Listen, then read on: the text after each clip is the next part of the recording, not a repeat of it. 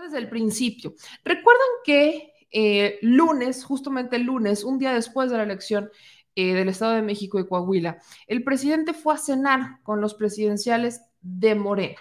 ¿Okay? Y aquí hay que ser muy claros. Fue a cenar con, o sea, no solamente fueron los presidenciales, fue la maestra Delfina, virtual ganadora de las elecciones del Estado de México, fue con gobernadores de Morena y los presidenciables y algunos funcionarios del gabinete. Antes de entrar a la cena, el presidente dijo pues, que en la mañanera daría más detalles y es justamente lo que hizo la mañanera del 6 de junio, en donde el presidente dijo que él no tiene ningún favorito, pero sí esta reunión tuvo que ver con un mensaje de unidad. Vamos a escuchar lo que dice el presidente este 6 de junio en la mañanera. Bueno, nos reunimos, no puedo hablar mucho de eso, por eso los invité a cenar, aunque pagamos todos.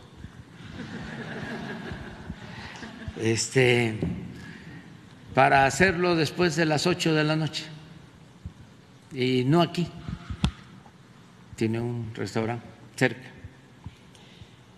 en el Templo Mayor, en un café, restaurante de la librería Porrúa.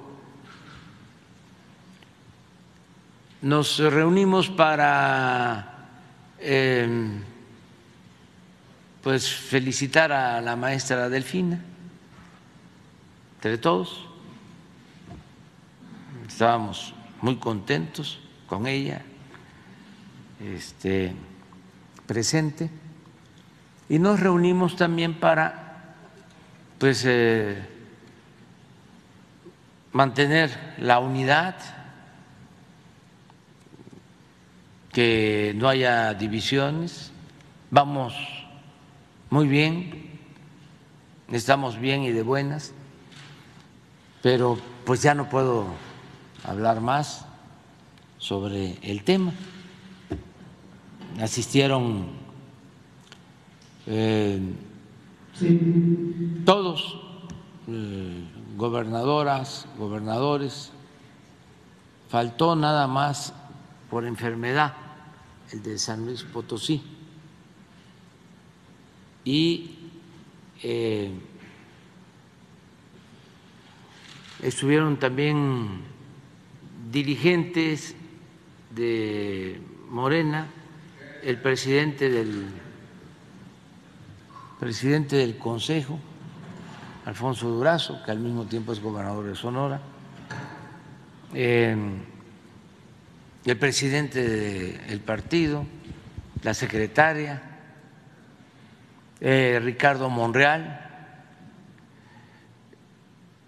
Marcelo Ebrard, Adán Augusto López Hernández y Claudia Sheinbaum.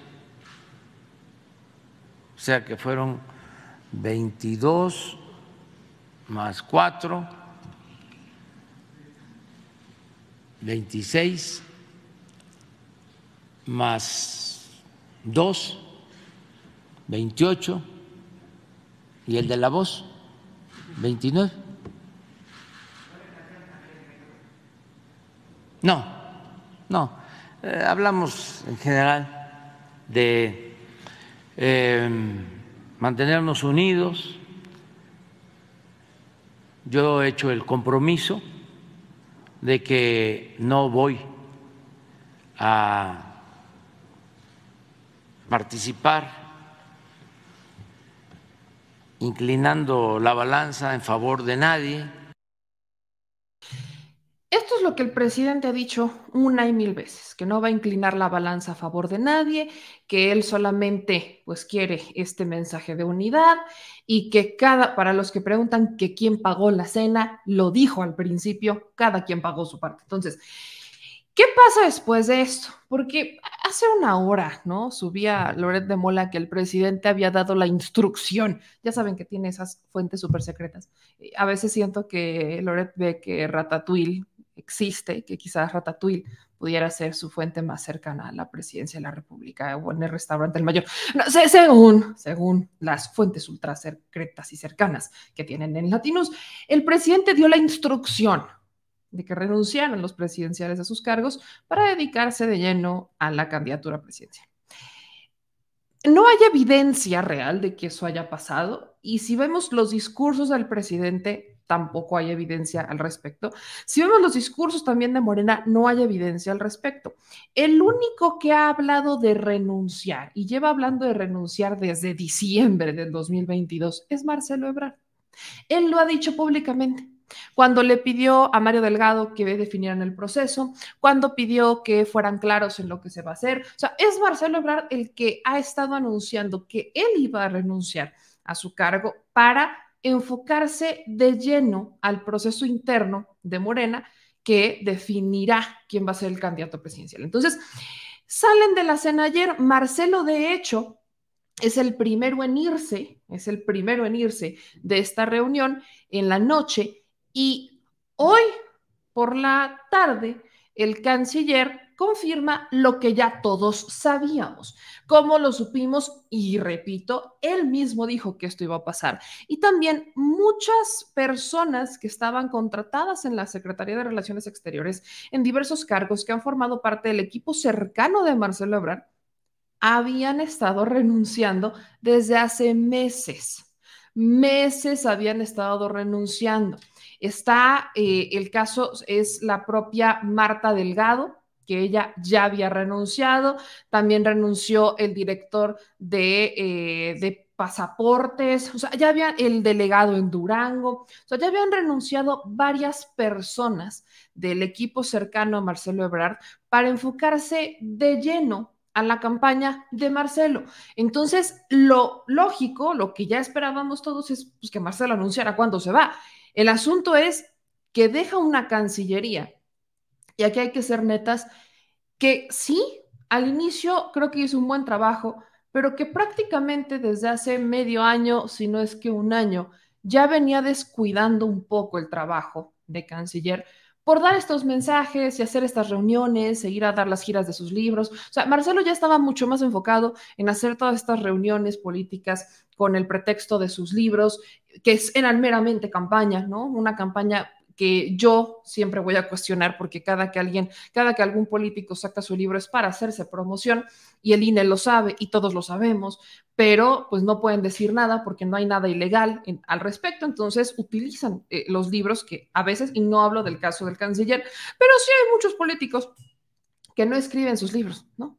Le pagan a alguien para que los escriba y luego los publican ellos. Entonces, bueno, en el caso de Marcelo Ebrard ya tenía muchos meses enfocándose en hacer esta campaña. Ya estaba enfocando en irse a giras, en reunirse con los gobernadores, en ir a hacer que le dieran entrevistas, en buscar quiénes eran los entrevistadores más, con más números. O sea, ya estaba mucho más enfocado en un asunto político rumbo a una candidatura que en el trabajo de la Cancillería. Entonces, conforme fueron pasando los meses, esto se intensifica y es ya después de esta reunión que tienen con el presidente que el canciller, pues formalmente confirma que se va. Vamos a escuchar el mensaje que dio el canciller, pero quiero que vean a detalle este tema, ¿no?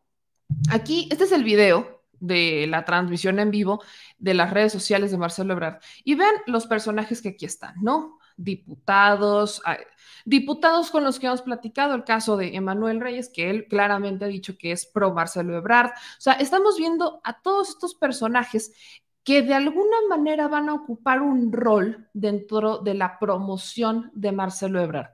Algunos con cargos legislativos, otros que renunciaron a la Cancillería y otros que simplemente se han estado sumando. Entonces, ahí ustedes pueden ver quiénes son los perfiles que se van a sumar al perfil o al trabajo de Marcelo Ebrard, que son todos ellos, ¿no? Quizás usted reconozca a alguno de sus legisladores por ahí, quizás algún alcalde o exalcalde.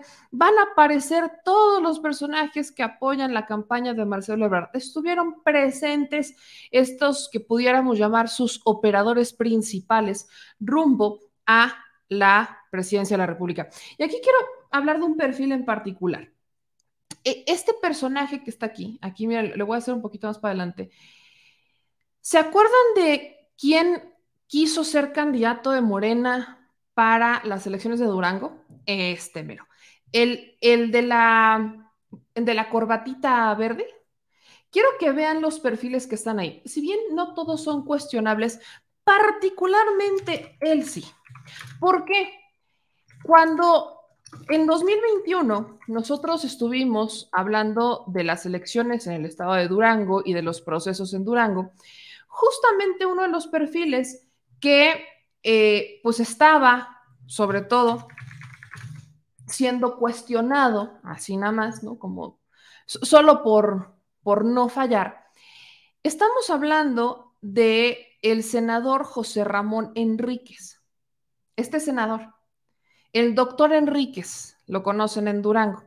Y hubo un pleito similar con el senador José Ramón Enríquez, porque José Ramón Enríquez, él ya había estado en otros partidos políticos. A José Ramón Enríquez, pues él, de hecho, si no mal recuerdo, no entró al Senado siendo de Morena, sino que él entró siendo de Movimiento Ciudadano, y ya estando en el Senado es cuando cambia, ¿no? Cuando formalmente el senador Enríquez pues ya se convierte en senador de Morena. El personaje fue bastante cuestionado por las filas. Él quiso ser candidato, no lo dejaron. Entra Marina Vitela en su lugar, que tampoco, pues como que digan, ay, miren qué gran candidata, pues tampoco.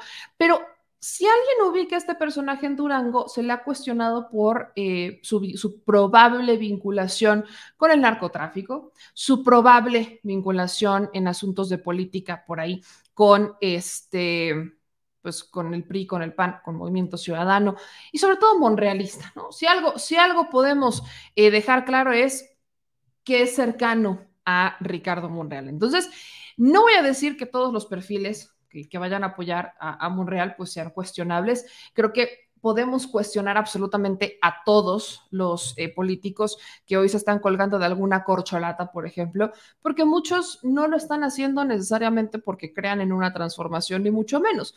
Lo hacen porque de alguna manera buscan sobrevivir rumbo al 2024. Y creo que rumbo al proceso también hay que valorar quiénes son los que se están sumando a las campañas de cada quien. No porque tengamos garantizado que si gana este perfil le pudieran dar algún cargo, pero pues acuérdense que amor con amor se paga en la política, y muchos de los que hoy participan apoyando a tal o cual candidato lo hacen esperando ser incluidos en el proyecto de este presidenciable en caso de ganar. Entonces, tenemos que hacer un análisis de cada uno de ellos, de quiénes son. Para mí es muy importante que lo entendamos, quiénes son estos perfiles, qué es lo que hacen, qué es lo que han hecho. Hay muchos senadores por acá, hay un par de legisladores, diputados federales en particular, pero sobre todo vemos senadores.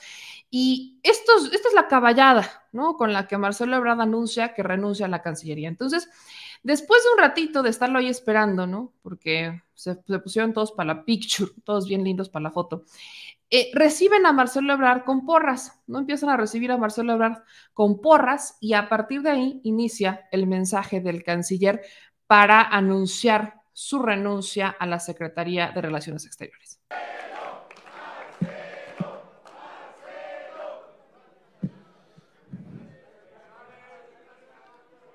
Bueno, vamos a empezar.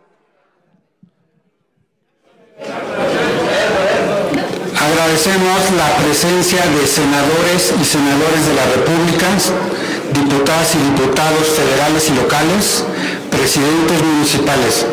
Vamos a dejar la palabra al canciller Marcelo Ebrard. Aquí se convocó a un mensaje a medios, por lo que no vamos a tomar preguntas en esta ocasión. Señor canciller. Bueno, muchas gracias por acompañarnos. Muy buenas tardes, compañeras, compañeros, a todos los representantes de las representantes y los representantes de los medios de comunicación. Muchas gracias a quienes han viajado para estar el día de hoy con nosotros. Como les comenté, el día de hoy quiero presentarles algunas reflexiones sobre el proceso que habrá de iniciarse por parte de nuestro partido Morena, con miras a la selección de quien habrá de dirigir nuestro órgano de defensa de la Cuarta Transformación en toda la República Mexicana. Primero decirles que estamos, como diría la clásica, requete contentos, porque este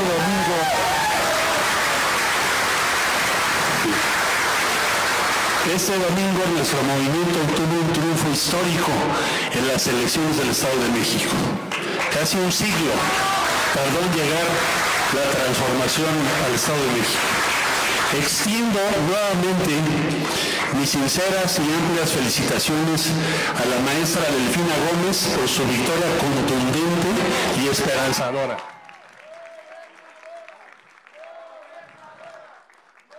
Siempre, desde hace ya más de 20 años, también en esta hora trabajaré por la unidad, la fortaleza y la continuidad del movimiento del que formo parte.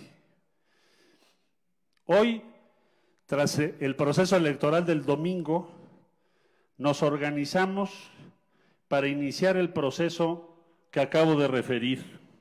El Consejo Nacional de Morena ha anunciado que el próximo domingo 11 de junio realizará una reflexión y propuesta para el proceso de selección del coordinador nacional de los comités de defensa de la Cuarta Transformación 2024-2030. Es mi privilegio decirles que participaré en el Consejo Nacional de Morena con mis compañeras y compañeros.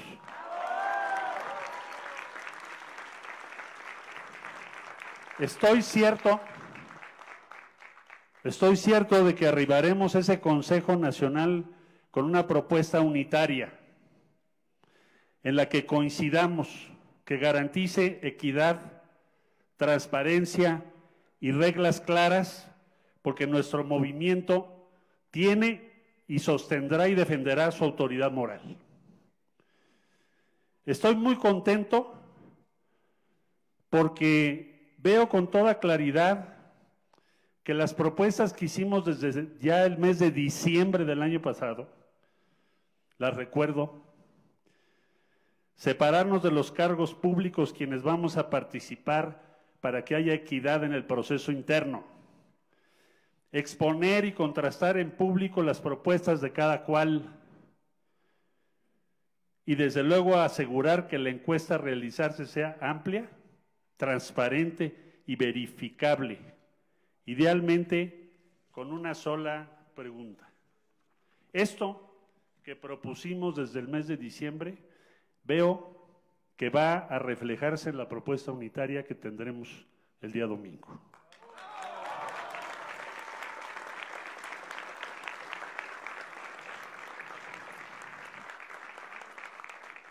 Amigas y amigos, he resuelto también, y así se los transmito, solicitar y presentar mi renuncia a la Secretaría de Relaciones Exteriores a partir del lunes 12 de junio a primera hora, la próxima semana.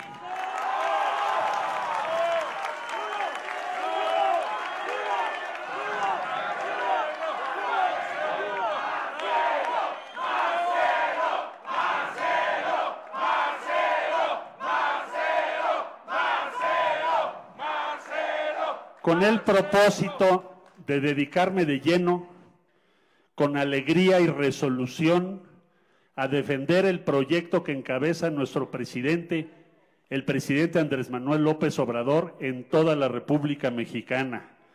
Con alegría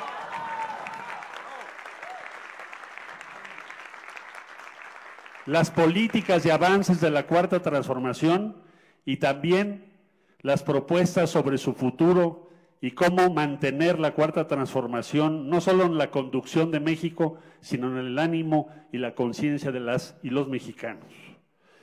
Gracias a ese proceso de transformación que he vivido también el privilegio de acompañar al presidente López Obrador, hoy podemos plantearnos que México alcance su grandeza, que se erradique la pobreza extrema, que se instale para siempre y permanezca la división entre los intereses, la separación entre los intereses y el espacio público y las decisiones públicas, y que estemos orgullosas y orgullosos de nuestro movimiento y que el día de mañana digamos, aquella fue nuestra hora mejor, cuando México alcanzó su grandeza. El día de hoy, les digo, me entusiasma participar en este gran movimiento Morena. Me entusiasma y me enorgullezco ser parte de la Cuarta Transformación y también me entusiasma actuar con congruencia respecto a lo que hemos propuesto. Por eso me separo del cargo y voy a encontrarme con las ciudadanas y ciudadanos.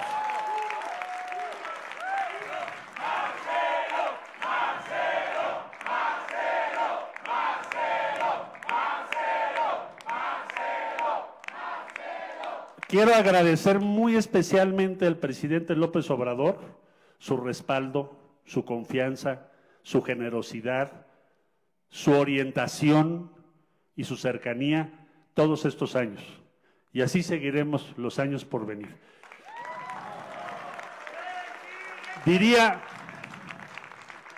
para concluir, sonrían, compañeras, compañeros, todo va a estar bien.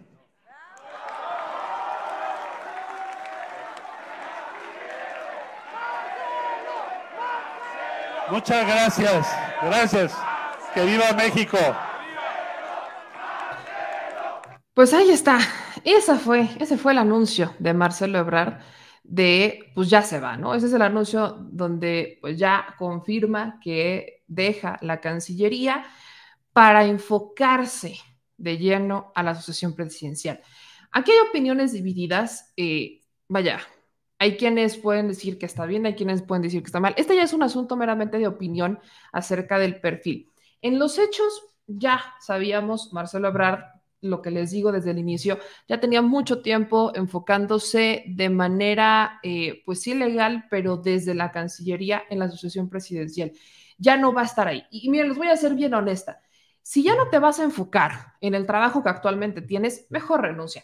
Así de lleno se los digo. O sea, y ese ha sido mi problema con la sucesión presidencial, no anticipada, que por una parte celebro que el presidente lo haya destapado, porque de hecho es Marcelo Ebrard quien se destapa en la mañanera, enfrente del presidente. Entonces, se destapa, el presidente adelanta la sucesión presidencial para evitar estas hipocresías del tapado, sí, no, a ver quién fue. O sea, ya, evitar todo tipo de suspicacias, especulaciones, rumores, y órale, dense, pero háganlo de manera limpia, ¿no? Ese es el mensaje del presidente. Si se van a dar, háganlo con reglas y háganlo de manera limpia y respeten los resultados. Estas son como las reglas básicas. Entonces, adelante. Y si van a respetar los resultados, entonces todos se suman al ganador, ¿no? Se suman al ganador y lo ayudan a ganar. Está bien.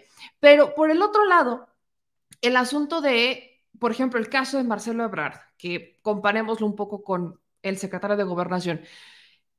Marcelo ya tenía muchos meses descuidando la chamba que tiene en la Cancillería y no necesariamente estoy diciendo que haya abandonado la Cancillería, no, pero ya no estaba en cuerpo y alma metido en el trabajo de la Cancillería como quizás lo estuvo los primeros 3, 4 años de administración, ya no estaba. Entonces, ya a los paisanos ya les daban vueltas, sí vamos a arreglar los consulados, pero seguían con los problemas. O sea, la relación con México y estamos hablando de una relación importantísima. No estamos hablando que el trabajo en la Cancillería en esta administración era un reto gigante, es un reto gigante de mantener una buena relación con todos los países, pero anteponiendo la soberanía nacional, que es algo completamente distinto a lo que se venía manejando en administraciones pasadas. Entonces, el reto era ese, sobre todo con Estados Unidos, por ejemplo, ¿no? El reto con Estados Unidos es, vamos a llevarnos bien, somos socios, pero vamos a cambiar nuestras reglas de sociedad y además, no solamente somos socios, vamos a ser amigos, vamos a ser vecinos, pero vas a respetar mi soberanía. Eso no se tenía antes y esa fue una chamba que les tocó. Luego, lo de las vacunas, ¿no? La misma dinámica, un gran reto, negociar y anteponerse a lo que normalmente se acostumbraba en el país, que es vamos a endeudarnos y nos quedamos hasta el final con las vacunas. México fue uno de los países que pese, muchos decían, a no ser un país de primer mundo, como lo manejan, o de los desarrollados, pues tuvo vacunas en tiempo y forma antes que muchos otros países en condiciones similares a México. Eso también se lo agradecemos también, por ejemplo, esa fue una chamba de Marta Delgado. Y la otra chamba, el otro reto que tenían en Cancillería es reforzar, solidificar la relación de México con el sur, o sea, de México con América y con América Latina, con Centroamérica, que es una relación que no se tenía, era como muy ambigua, era como el hermano mayor que te lleva 30 años y pues sabes que es tu hermano, sabes que es el mayor, pero pues lo tienes de lejitos. Y lo que hoy buscaron, lo que buscaba el presidente era solidificar esa relación con América Latina, sobre todo cuando tenías gobiernos de izquierda o gobiernos que venían emergiendo de las izquierdas. Entonces, esos eran los retos que tenían en la Cancillería al inicio de la administración.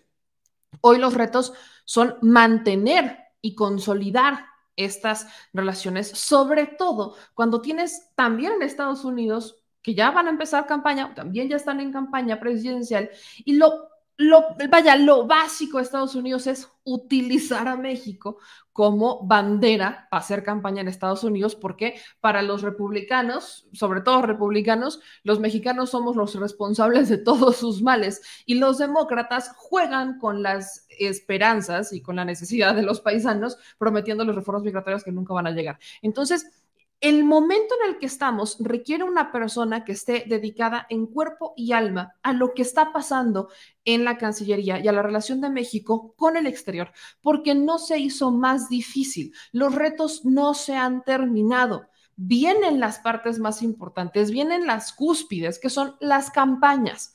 Entonces necesitamos tener a alguien que esté de lleno en cuerpo y alma a la Cancillería, y Marcelo ya no estaba así. Entonces, por esa parte, celebro que renuncie. Les voy a decir la neta, qué bueno que lo hizo. Porque ¿de qué otra manera puedes garantizarte? Imagínense que Marcelo se hubiera quedado bajo estas circunstancias hasta diciembre, cuando ya son los procesos legales para renunciar. Imagínense nada más. ¿Qué hubiera pasado? Probablemente en el afán de mantenerse en la línea de querer ser candidato presidencial y mantener la chamba, hubiera estado tomando decisiones basadas en sus aspiraciones presidenciales y no necesariamente en el proyecto actual, en la fase actual del proyecto. Entonces, por esa parte, qué bueno que lo hizo.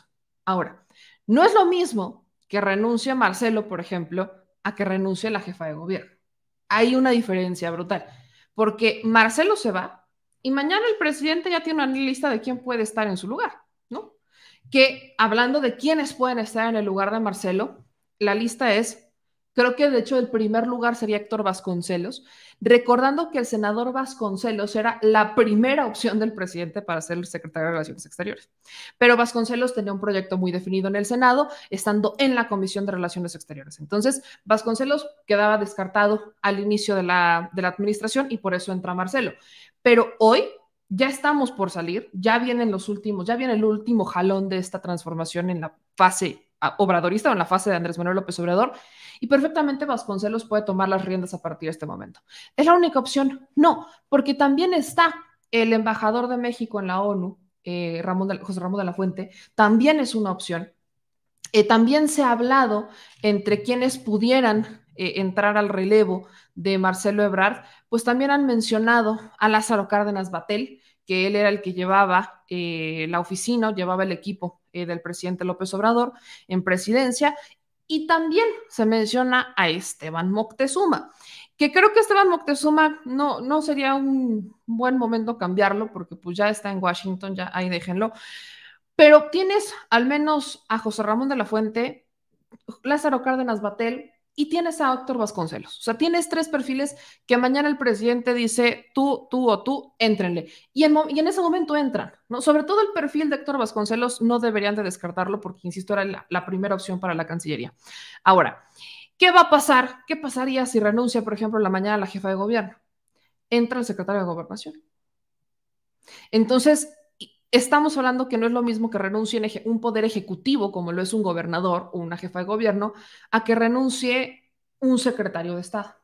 Es lo mismo que pasaría si en el caso de el secretario de Gobernación decidiera renunciar. Pues si él decidiera renunciar, también el presidente lo tendría que cambiar. Pero hay ciertas diferencias. Y esto lo menciono porque hay quienes insisten, dentro de ya de las reacciones a la renuncia de Marcelo, en que esto va a desencadenar un efecto dominó y entonces todos van a querer renunciar. No, no es lo mismo. No es lo mismo. O sea, no, digo, los que podrían renunciar con la mano en la cintura o pedir licencia en su defecto, contemplando ya a Noroña y a Monreal, pues son ellos. La jefa de gobierno tiene un proceso distinto en el que pues tendría que separarse completamente del cargo y entraría en un relevo que es el secretario de Gobernación. Entonces,